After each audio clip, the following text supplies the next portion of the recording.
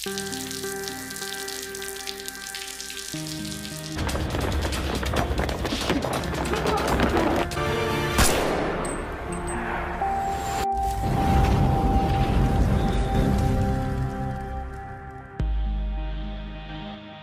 awal scene menunjukkan seorang pria bernama Yoon Hyun Woo. Ia adalah sekretaris dari keluarga konglomerat atau chaebol yang sangat terkenal seantero negeri. Saat ini, sekretaris Yoon diperintahkan pergi ke Turki untuk mengambil sejumlah uang yang ternyata nominalnya tidaklah sedikit. Setelah memenuhi persyaratan, sekretaris Yoon berhasil mengambil uang tersebut. Akan tetapi, tanpa ia sadari bahwa ada kamera tersembunyi yang merekam semua pembicaraan mereka. Sekretaris Yoon sangatlah senang karena ia berhasil menjalankan misinya dengan sangat apik. Dan series pun baru dimulai.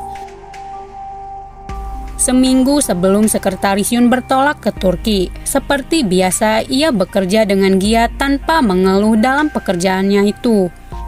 Kemudian scene memperlihatkan seorang pria parubaya bernama Jin Yong-ki yang baru saja bebas dari masa hukumannya, atau yang dikenal dengan pimpinan Jin Yong-ki, dituduh telah melakukan manipulasi saham, pelanggaran dan penggeledahan.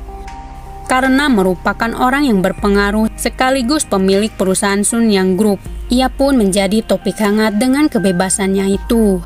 Sehingga sekretaris Yoon menjadi kewalahan dengan awak media terus mencecar sejumlah pertanyaan kepada pimpinan. Di samping itu, seorang jaksa bernama Seo Min Yong kesal dengan kebebasan dari pimpinan Jin Yong-ki, bebas dari hukumannya. Meski seperti itu, ia akan terus berjuang melawan orang-orang yang korup, yang pantas untuk dijebloskan ke jeruji besi. Seo Min Yong merupakan seorang jaksa investigasi anti korupsi yang berasal dari keluarga bergengsi. Ia rela melakukan apa saja demi menegakkan keadilan. Singkatnya, sekretaris Yoon hari ini benar-benar disibukkan dengan acara besar. Upacara pembukaan patung pendiri dari Sun Yang Group, yaitu mendiang Presiden Jin Yang Chul. Selama 15 tahun mengabdi pada keluarga Sun Yang, sekretaris Yoon adalah orang yang serba bisa, rela melakukan apa saja demi keluarga konglomerat tersebut. Bahkan ia seringkali menyembunyikan skandal-skandal keluarga Sun Yang Group. Lalu muncullah Shin Kyung-min, pegawai baru di perusahaan Sun Yang. Ia begitu giat dalam melakoni pekerjaannya. Selain itu, ia juga sangatlah ngefans dengan sekretaris Yoon yang sangat populer di kalangan pegawai dengan hasil kerjanya selalu memuaskan. Menariknya, para pegawai dilarang menyebut keluarga Jin dengan nama, melainkan mereka mempunyai sebutan khusus. Bagi anak laki-laki akan disebut dengan sejumlah angka, sedangkan bagi seorang wanita akan disebut dengan sebutan alfa. Di hari upacara ini, wakil pimpinan bernama Jin Seong-jun sangatlah marah kepada ayahnya. Ia rela akan melepaskan warisannya agar rencana suksesinya itu berjalan dengan lancar. Tidak diketahui apa yang terjadi di masa lalu tentang kecelakaan hari itu, membuat Pak Seong-jun begitu terguncang. Tentu, tindakan yang dilakukan olehnya langsung ditentang oleh ayahnya. Tidak terima jalan ninjanya yang diinginkan oleh putranya. Seharusnya ia mengikuti dan patuh terhadap ayahnya. Tiba-tiba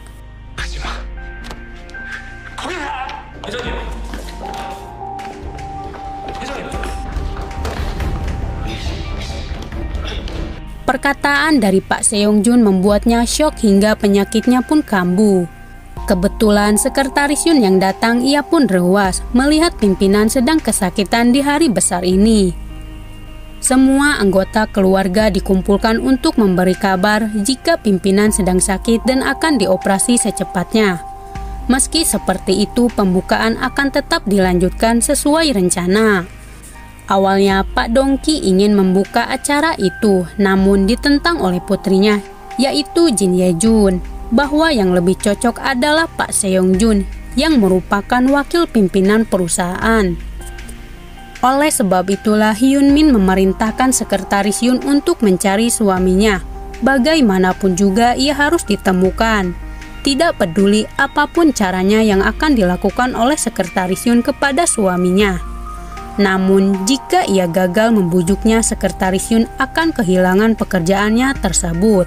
Lantaran posisi Pak Seong-jun sangatlah penting di malam ini untuk berpidato, maka dari itu Sekretaris Yoon hanya mempunyai waktu setengah jam.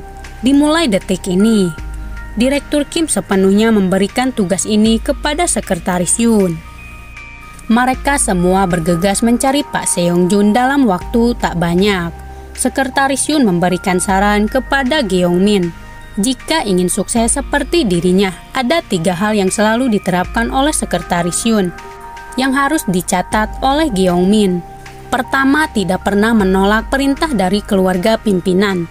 Kedua, tidak pernah bertanya. Dan yang ketiga, Sekretaris Yoon tidak pernah menilai sendiri. Itulah 3 hal peraturan yang Sekretaris Yoon terapkan selama bekerja di perusahaan Sunyang. Singkat cerita, Sekretaris Yoon dan yang lainnya akhirnya berhasil melacak hotel dari Pak Seong-jun. Akan tetapi, kondisinya benar-benar buruk dengan Pak Seong-jun tak bisa mengontrol emosinya. Saat itu, ia masih kesal kepada ayahnya dan melampiaskannya kepada sekitarnya. Tiba-tiba,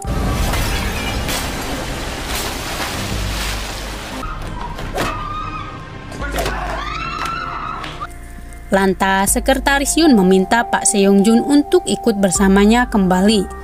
Tetapi Sekretaris Yoon membahas kejadian di masa lalu tentang Pak Seong-jun menghancurkan seladon Goryeo yang sangat disukai oleh kakeknya.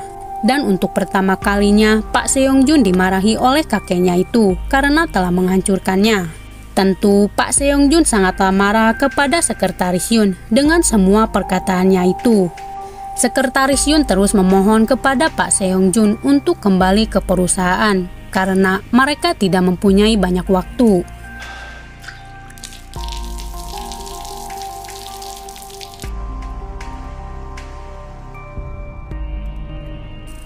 Beruntung, Pak Seong-jun akhirnya berhasil dibujuk dengan cara yang mungkin kurang mengenakan baginya.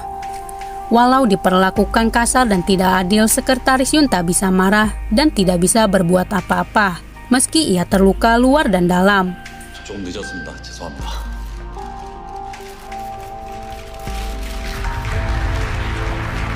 Sayangnya, beredar rumor mengenai Sekretaris Yoon di perusahaan. Dengan dia, orangnya terlalu patuh dan setia kepada keluarga Sunyang, tanpa mereka sadar jika Sekretaris Yoon mendengar perkataan mereka, yang rela menjadi anjing setia mereka. Kemudian Sekretaris Yoon mengunjungi keluarganya di hari peringatan kematian ibunya setelah tahun lalu tidak datang. Si ayah pun sangatlah senang dengan kedatangan putranya. Selama ini Sekretaris Yoon selalu menafkahi mereka dengan hasil keringatnya tersebut.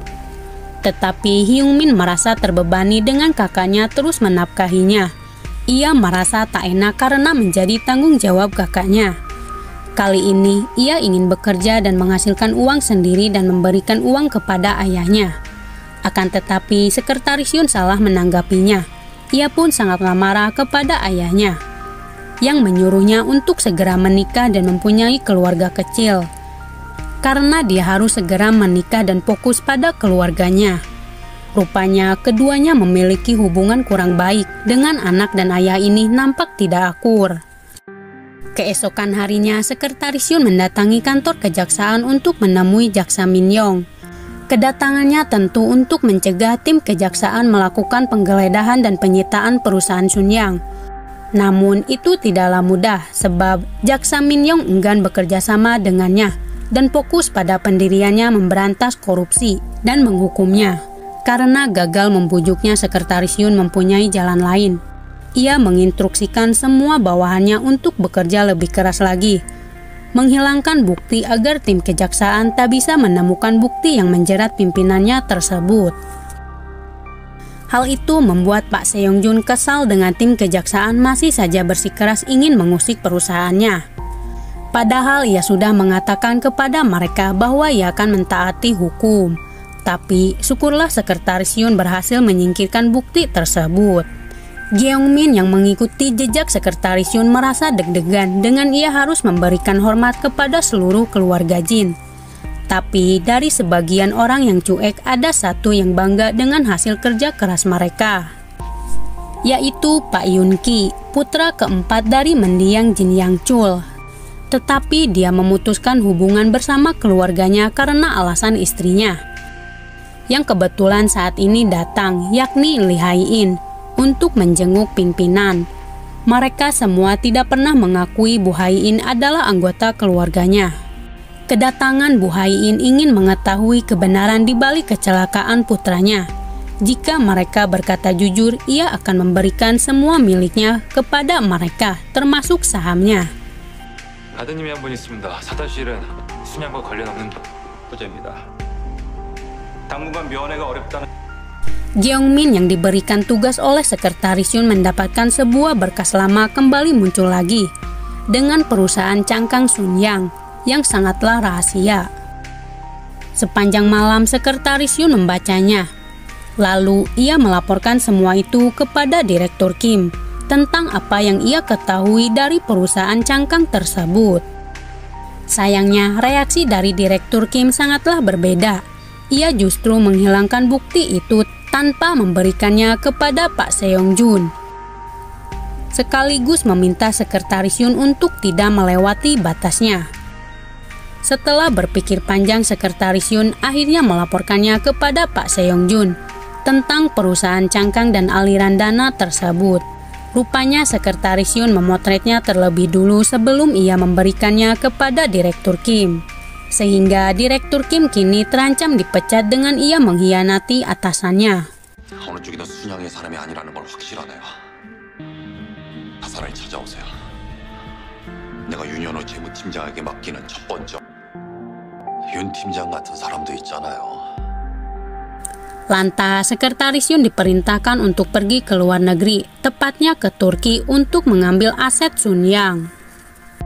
Akan tetapi, Bu Huayong diam-diam melaporkan kejadian itu kepada Jaksa Min Yong. Dengan bukti rekaman itu akan memberatkan Pak Seong Jun, terancam mendapatkan hukuman. Dengan anggota keluarga Jin menusuknya dari belakang hanya karena kekuasaan dan sebuah jabatan cu.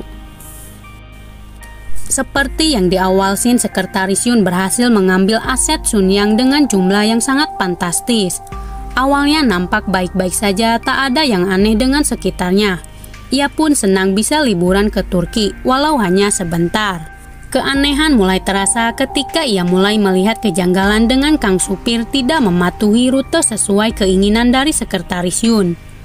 Orang-orang di sekitarnya terlihat mencurigakan. Dan di samping jalan mobil tak dikenal mengikuti kemana Sekretaris Yun pergi. Tiba-tiba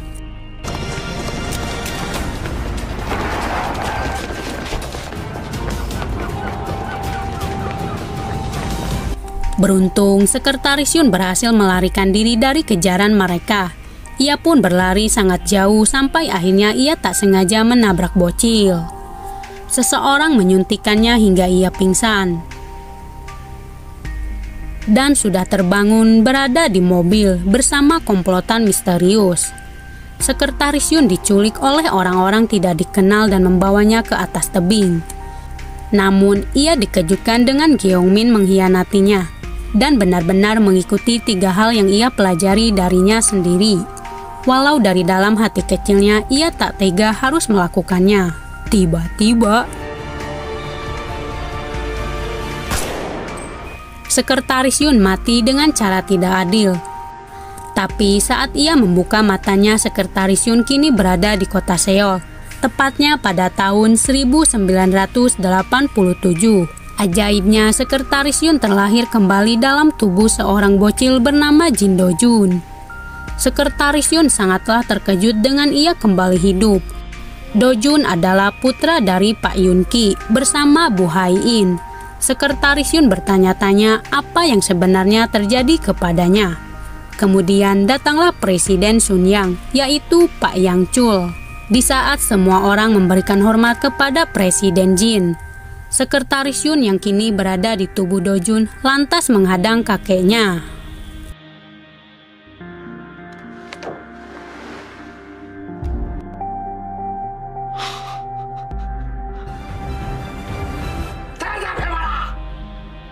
Sekretaris Yun secara ajaib bereinkarnasi pada tubuh seorang bocil dari keluarga Jin. cucu paling bontot keluarga Jin, tapi tidak pernah diakui oleh kakeknya sendiri karena terlahir dari seorang ibu yang merupakan seorang aktris.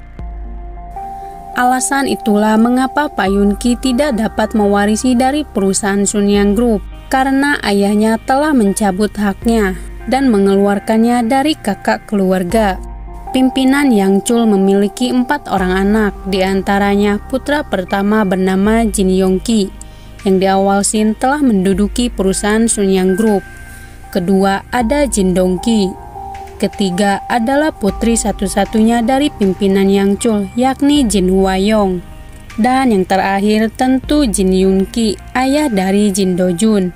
Sekretaris Yun berasa bermimpi dengan ia bertemu dari pendiri Sunyang Group. Sekitar 20 tahun lalu silam, pimpinan Yang Chul telah meninggal karena kecelakaan pesawat, yang menceritakan tentang kehidupan Jin Yang Chul yang dituangkan ke dalam buku autobiografinya, yang selalu sekretaris Yun baca setiap saat. Reinkarnasi itu hanya diketahui oleh sekretaris Yun, akan tetapi sekretaris Yun tidak mengetahui anak bungsu dari Pak Yun dan Bu Hai-in. Siapakah orangnya? Ketika ia ingin mengetahuinya, ia sangatlah kesulitan untuk mengingatnya tentang siapakah sosok Jin Da-jun ini. Sayangnya, upaya itu selalu gagal. Setelah 10 tahun lamanya tidak pernah bertemu dengan keluarganya lagi, Pak Yun-ki akhirnya bisa datang kembali ke rumahnya. Setelah memutuskan lebih memilih Bu Hai-in ketimbang kekuasaan yang ma'ruf. Terlepas dari permasalahan yang rumit ini, Pak Yun-ki tidak pernah lupa akan ulang tahun ayahnya, yang hari ini dirayakan dengan sangat meriah. Da-jun memiliki seorang kakak laki-laki yaitu Jin Heong-jun. Karena sudah tak asing dengan tempat yang disebut dengan Jeong Simjae, kediaman milik keluarga Jin, selama beberapa generasi ke generasi selanjutnya. Da-jun tak menunjukkan ekspresi yang gimana-gimana dan hanya melihatnya biasa saja karena ia sudah mengetahui seisi rumah itu di masa depan ketika ia bekerja di perusahaan Sunyang. Berbeda dengan kakaknya yang terlihat sangatlah antusias dengan rumah kakeknya tersebut. Perlahan sekretaris Yun mulai mengetahui sikap buruk anak dan menantu Sunyang yang terlihat bermuka dua dan serakah. Bahkan masih tidak menganggap Bu Hai-in ini adalah anggota keluarganya. Walau Bu Hai-in ini sudah berusaha untuk lebih dekat bersama mereka, tetap saja masih tak dianggap. 싫어하던 사람인데 여기 어울리는 사람은 아니죠. 무대에 있는 어머님 여기 저희한테 맡기세요. Meski seperti itu, ibu mertuanya menerimanya sebagai menantu dan istri dari putranya. Bahkan tidak membeda-bedakan cucunya sama sekali, semuanya diperlakukan sama olehnya. Kemudian sekretaris Yun berjalan-jalan mengetahui apa yang sedang dilakukan oleh kakeknya. Ia pun tak sengaja melihat Seong-jun memasuki ruangan barang-barang antik. Bahkan ia mencuri salah satu barang tersebut. Dan tiba-tiba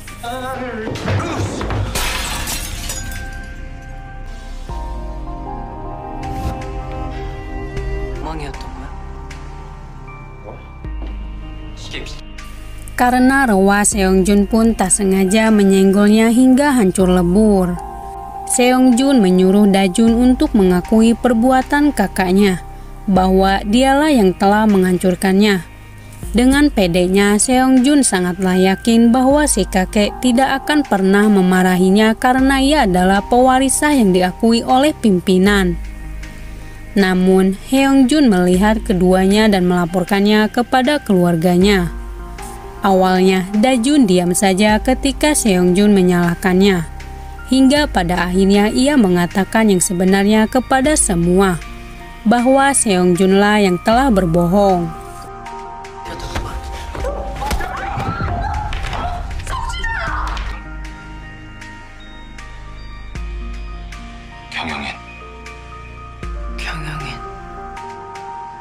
Akan tetapi si kakek tidaklah marah karena tak sengaja menghancurkannya. Namun ia marah karena Seong-jun tak bisa mengontrol emosinya.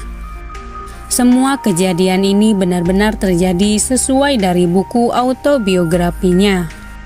Seketika Sekretaris Yun berlari untuk menemui keluarganya. Ia pun melihat ibunya.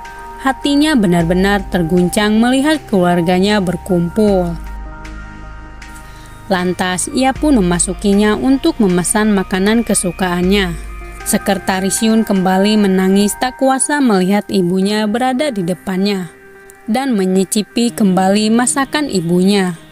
Tak lama datanglah ibu Dajun untuk menjemputnya pulang. Lagi dan lagi Sekretaris Yun menangis karena bisa melihat ibunya kembali setelah sekian lama.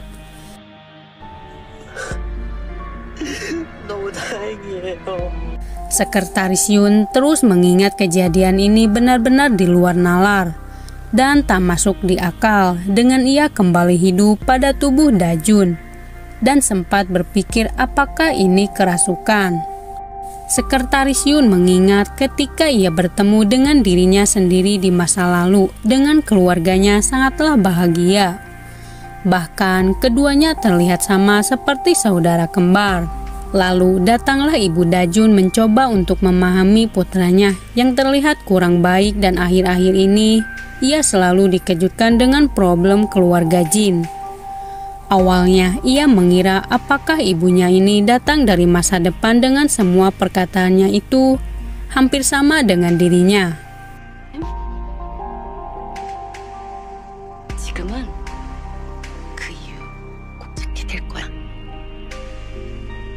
Keesokan harinya pimpinan Yang Chul dipusingkan dengan bisnisnya tersebut. Ditambah dua bersaudara jin ini terus memaksanya untuk berhenti mengembangkan perusahaan semikonduktor. Di waktu yang sama Dajun mendatangi kediaman kakeknya untuk meminta maaf atas sikap pengecutnya itu. Tentu kedatangannya kurang disambut baik oleh uwa-uwanya yang menganggapnya seperti pria berumur dengan gaya bicaranya tersebut. Semua anggota keluarga hari ini disibukkan dengan diskusi siapakah yang akan mereka dukung di pencalonan presiden. Di kubu Huayong menginginkan calon pilihannya, sedangkan di kubu Dongki juga mempunyai kandidat pilihannya sendiri. Sehingga pimpinan Yang Chul dipusingkan siapakah yang harus ia pilih antara Roh Taiwan, Kim Yong-san dan Kim Dae-jung. Namun sayangnya si kakek enggan bertemu dengan Dajun karena ia selalu menganggap jika Dajun bukanlah cucunya. Karena datang dari masa depan yang akan mengetahui apa yang nantinya terjadi di masa depan, Dajun memberitahu sekretaris si kakek untuk menyampaikan pesan kepada si kakek bahwa ia akan mengganti pasnya tersebut. Tentu tindakannya itu diperolok oleh semuanya yang menganggapnya selalu remeh. Akan tetapi mereka semua tercengang dengan ucapan dari bocil ini. 50억? 그래? 너 부모가 널 그렇게 가르쳤어? Si kakek yang mendengar pun terkejut dengan Dajun berkata seperti itu. Mereka semua lebih dikejutkan lagi dengan perkataan Dajun bahwa pencalonan tunggal akan gagal jika mereka masih bersikeras ingin mencalonkan kandidat dari Kim Yong-sam dan Kim Dae-jung. Pasti akan gagal karena yang akan menjadi presiden adalah Roh Taiwan. Tak lama semua dikejutkan dengan semua ucapan dari Dajun secara kebetulan benar-benar terbukti. Seketika si kakek menghentikan Dajun untuk pergi karena ia ingin berbicara dengan Dajun, sekaligus ingin mengetahui kenapa ia bisa mengetahui jika semua itu akan terjadi. Dajun bahkan menyuruh si kakek untuk mendukung sepenuhnya Roh Taiwan sebelum nantinya terlambat. Menariknya, keduanya saling melemparkan pertanyaan sesi tanya jawab. Dengan si kakek berkata udang direma sampai mati saat dua paus berkelahi. Sontak Dajun tak mengetahui jawaban dari pepatah tersebut. Sehingga Dajun ditafsirkan sama seperti bocah pada umumnya. Mungkin ia sempat mengira jika Dajun adalah anak istimewa yang memiliki kemampuan khusus atau membaca masa depan. 뭐 보통 아들하고 똑같고. 척 보면 M입니다. 뭐야 이거는? Lalu pimpinan yang menanyakannya pada sekretarisnya adakah cara bagi Udang untuk melawan paus. Tapi ia tak mendapatkan jawaban yang puas. Ia pun bersikeras akan mempertahankan perusahaan semikonduktor karena bisnis itu adalah masa depan Sun Yang. Singkat cerita, sekretaris Yun mengetahui jawaban dari pertanyaan pimpinan Yang Chul. Namun, pimpinan Yang Chul sedang berada di Baghdad dengan ia sedang melebarkan bisnisnya. Tetapi sekretaris Yun menyadari pada tanggal 29 itu adalah kejadian meninggalnya pimpinan Yang Chul dalam kecelakaan pesawat KAL 828, tepatnya pada tahun 1987. Semua buku yang ia baca perlahan mulai terulang kembali, sehingga sekretaris Yun panik apakah ia bisa menyelamatkan pendiri Sun Yang untuk mencegahnya tidak naik pesawat tersebut. Tak ada satupun yang percaya dengan ucapannya bahwa ada teroris di pesawat tersebut. Ia pun meminta Pak Kim untuk menyampaikan pesan kepada kakeknya bahwa ia mengetahui jawaban dari pepatah tersebut. Sayangnya, ia gagal mencegahnya dengan pesawat itu benar-benar mengalami kecelakaan. Seluruh keluarga sangatlah terpukul dengan ayah mereka mungkin telah mati. Tiba-tiba, 승무원 20명을 태운 여객기가 버마 랑군 상공에서 실종됐습니다.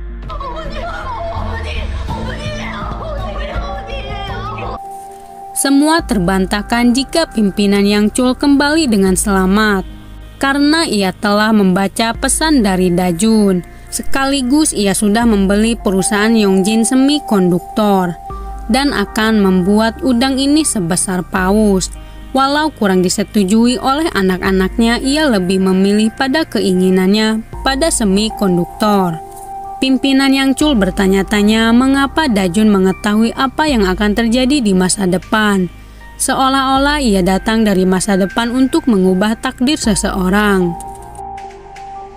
Di pagi harinya, ia pun memanggil Dajun untuk datang ke rumahnya untuk menanyakan apakah mungkin Dajun mengetahui apa yang akan terjadi di masa depan. Seketika, ia pun rewas dan ketakutan dengan pimpinan Yang Chul berkata seperti itu. Secara mengejutkan, Dajun mengatakan jika ia mengetahui semua isi dari hati pimpinan Yang Chul, bukanlah masa depan, tapi dia lebih memahami apa yang diinginkan oleh kakeknya tersebut. Merasa puas dengan jawaban dari Dajun, si kakek memberikan hadiah apapun yang diinginkan oleh Dajun. Di luar dugaan, Dajun justru menginginkan lahan tanah ketimbang uang. Hubungan keduanya semakin menarik setelah mempunyai kesepakatan di antara keduanya. 땅으로 주세요. 정심지 잔디 하고 싶더라. 대한민국 최고 학부 서울 법대 합격증이요. Di samping itu, anggota keluarga penasaran apa yang mereka bicarakan hingga bersifat sangat rahasia, yang tidak boleh diketahui oleh siapapun. Secara mengejutkan, kini si kakek menerima sepenuhnya cucu bontotnya tersebut, dan membuat semuanya terkejut dengan pengakuan si kakek. Sekretaris Yun mulai turun ke arah mereka sambil berpikir perkataan dari Alpha 4 memang benar. Ada alasan tertentu mengapa ia menjadi keluarga jin. Dan salah satu dari mereka orang yang telah membunuhnya. Sin menunjukkan perubahan Dajun kecil mulai beranjak jadi pria dewasa yang sangat pintar. 환생도 아니다. 이번 생은 나에게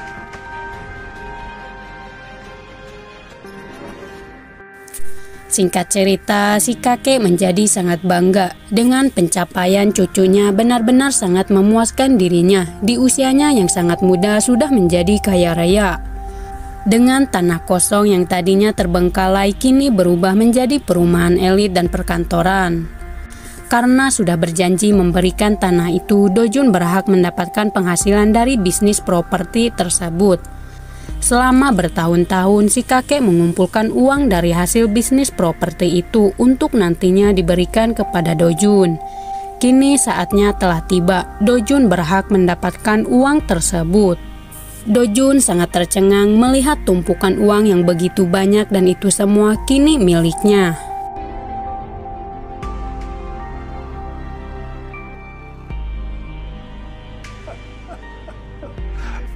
Selain itu, Dojun kini menjadi mahasiswa jurusan hukum paling pintar dan ganteng untuk membantu bisnis kakeknya. Ia mempelajari hukum agar bisa berada di samping kakeknya dan kebanggaannya.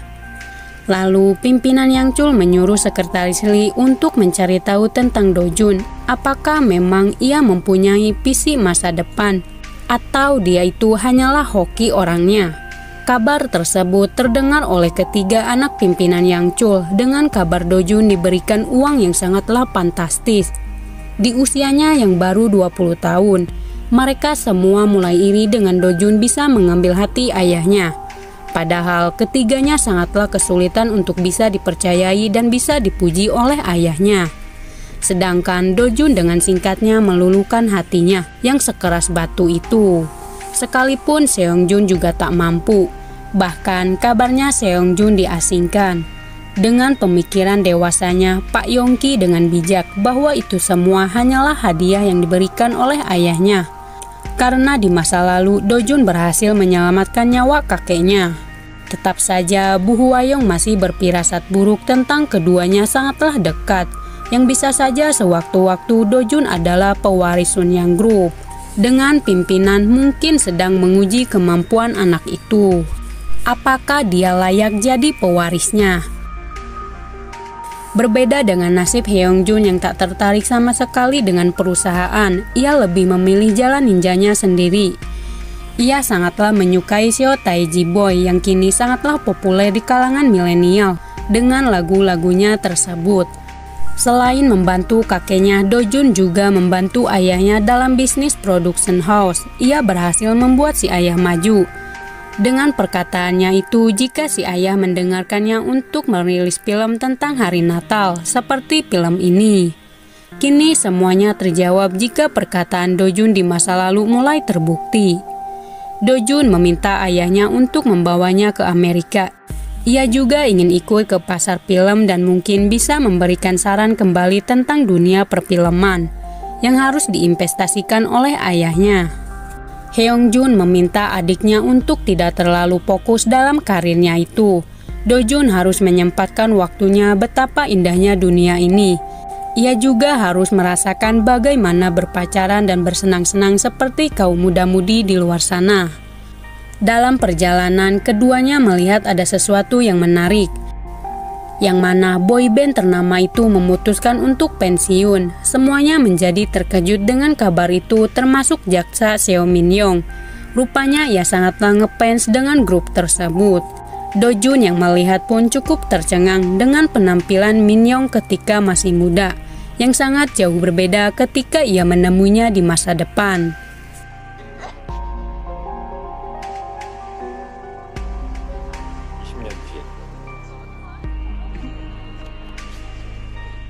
Kemudian Pak Chang Jae, suami dari Bu Huayong, meminta izin si ayah mertuanya bahwa ia ingin memasuki dunia perpolitikan dan meminta si ayah untuk segera membeli perusahaan Hando Steel. Karena sebentar lagi perusahaan itu akan bangkrut dalam kurung sekitar 1 bulan lagi. Ia mengetahui itu langsung dari orang dalam, sehingga orang-orang belum mengetahui kabar tersebut.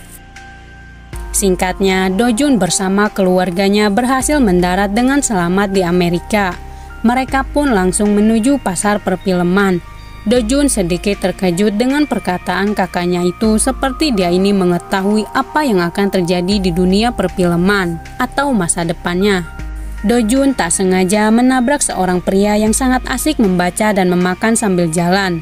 Alhasil donatnya pun jatuh.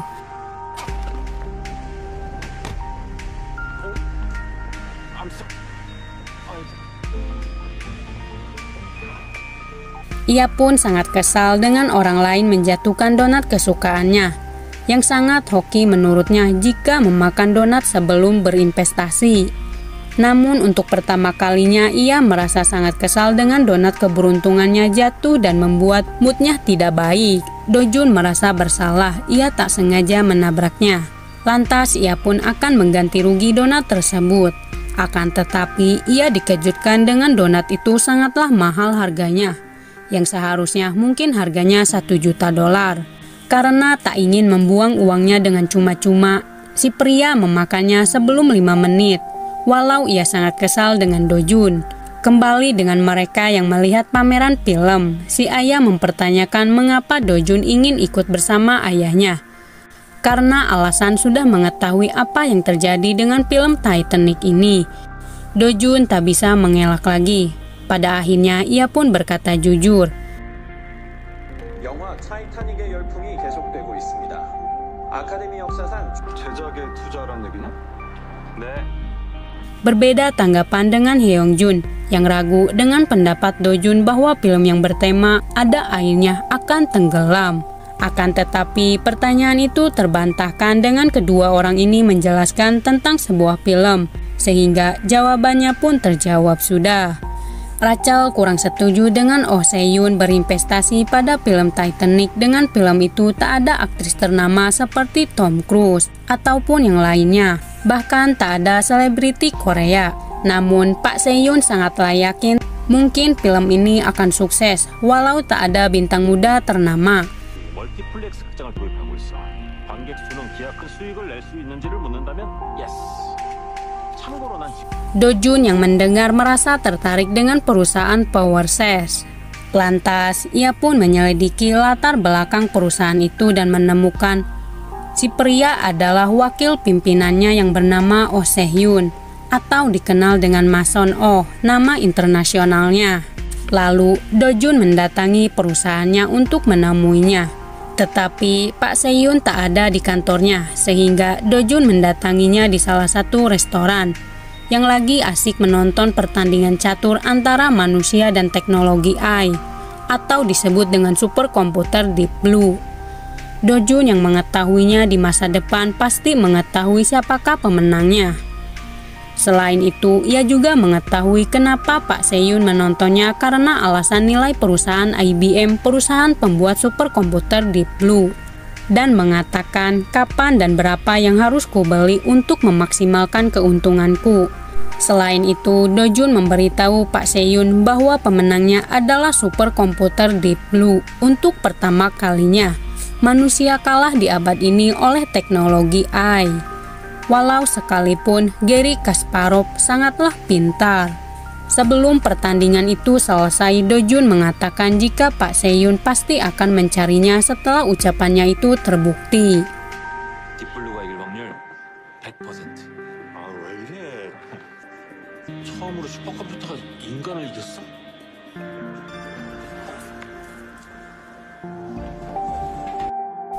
Pak Se-yoon menjadi penasaran kenapa Dojun bisa menebaknya.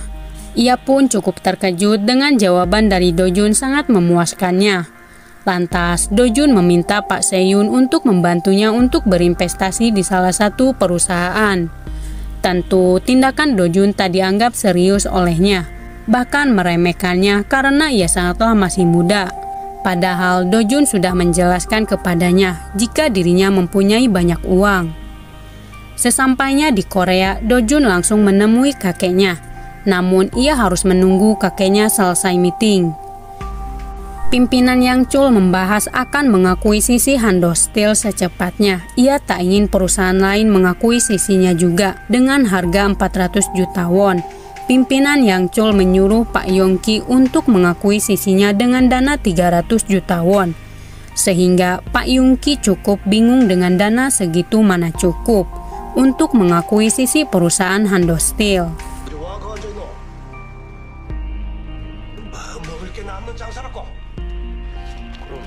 Bujung Rai merasa kurang suka dengan kehadiran Dojun ke rumah itu ketika si nenek terus memujinya dan sangat bangga kepadanya.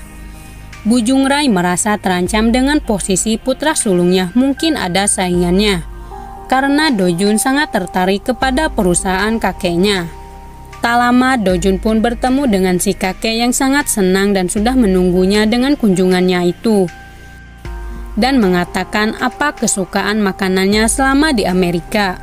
Tapi penglihatannya teralihkan ketika melihat berkas tentang mengakuisisi perusahaan Hando Steel. Di samping itu, Pak Dongki terus memprovokasi kakaknya dengan kehadiran Dojun yang sangat dekat dengan ayahnya. Bahkan memperlakukannya sangat istimewa.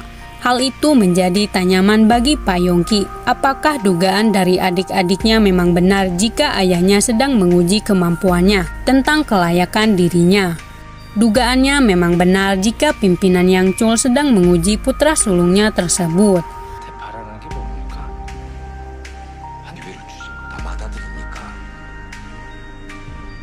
저한테 회장의 의존을 물어봤습니다. Lalu si kakek menyuruh sekretaris Lee untuk memberikan mobil kepada Dojun mulai saat ini. Dojun yang melihat kehadiran Kang Supir merasa kurang senang dengan Dojun mulai diperlakukan manja oleh kakeknya. Sehingga Dojun memutuskan untuk turun di jalan sebelum sampai kampusnya. Namun ia dijegat oleh mobil tak dikenal yang ternyata ketiganya adalah mahasiswa di sana. Ada Kim Taeyong, satu jurusan dengan Dojun, sekaligus putra pemilik Mirai Industri. Gangnam dari jurusan jurnalisme, putra dari pemilik firma Bando. Dan ada Jimin, putri Perdana Menteri. Kedatangan mereka meminta Dojun untuk bergabung ke dalam klub bergengsi mereka yang diisi anak-anak terpandang, sekaligus memiliki kekuasaan dan koneksi. Dojun sekilas mengingat masa depannya lagi jika ada perkumpulan sosial rahasia orang-orang kaya yang mempunyai koneksi dengan Seongjun. Awalnya ia kurang tertarik untuk bergabung dengan mereka. Tapi setelah melihat Min-young, ia pun setuju untuk datang. Dojun akan berusaha membujuk Min-young untuk ikut bersamanya, karena diharuskan membawa pasangan untuk memenuhi persyaratan dari klub bergengsi tersebut.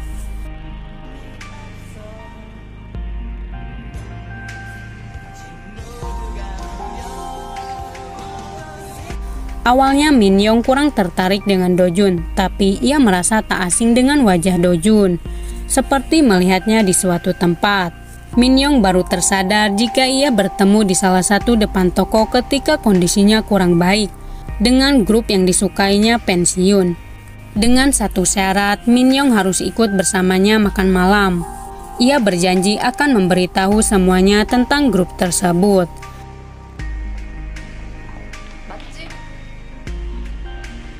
Singkat cerita, di malam harinya Min-young benar-benar datang ke acara makan malam bersama Dojun.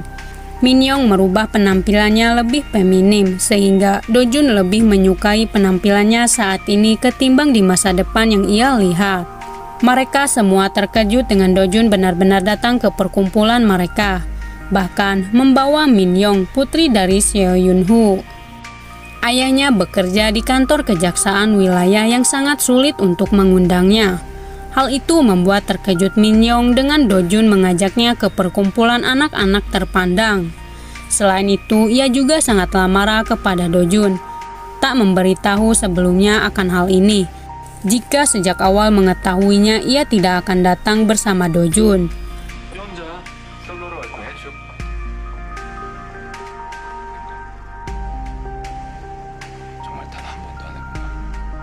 Akan tetapi, supir baru yang dikirim oleh kakeknya ternyata untuk mengetahui apa yang dilakukan oleh cucunya tersebut.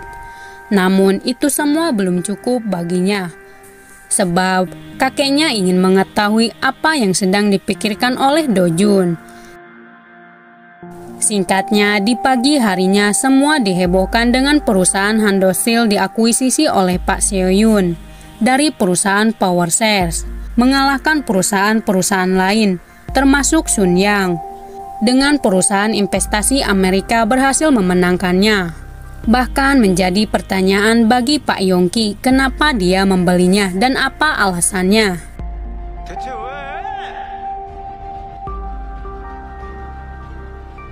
제목이 반의 주인이다.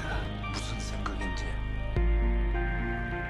누굴 만나는 Di samping itu, Dojun merasa kasihan melihat kondisi ibunya banting tulang siang dan malam.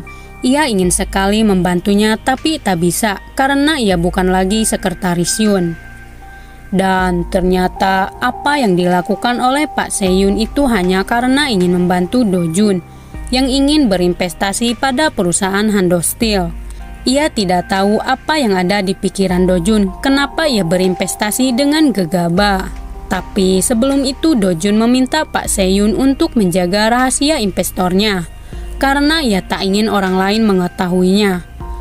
Ternyata Do-jun tak ingin jika perusahaan Hando Steel jatuh kepada Pak Yongki, penerus Sunyang Group. Namun Pak Se-hyun tersadar jika Do-jun ingin menjadi pewaris Sunyang Group. Terima kasih buat kalian yang sudah menontonnya sampai habis. Sampai jumpa di video selanjutnya.